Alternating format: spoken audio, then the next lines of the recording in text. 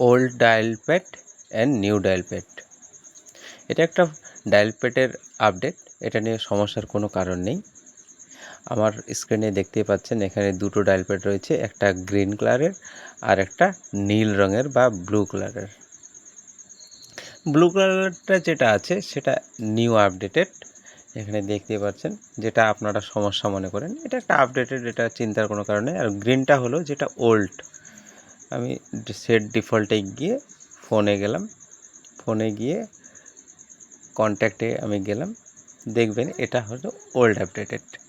এটা আপনি চাইলে আপনার ফোনে আপনি যেটা পছন্দ সেটা আপনার ব্যবহার করতে পারেন। দেখবেন প্রথমে এটার জন্য কি করতে হবে, সেটিংয়ে যেতে হবে।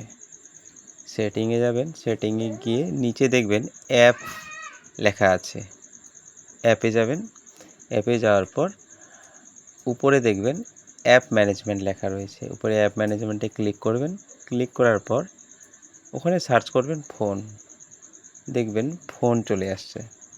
ফোনে ক্লিক করে আপনার যদি নীল রঙেরটা এনাবেল থাকে তাহলে ডিসেবল করে দিবেন, বা আনইনস্টলের অপশান থাকলে আনইনস্টল করে দিলে আপনার নিউ আপডেটটা চলে যাবে।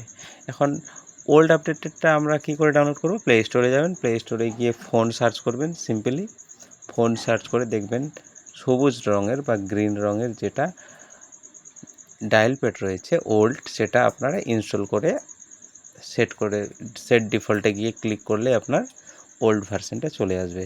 Thank you for watching.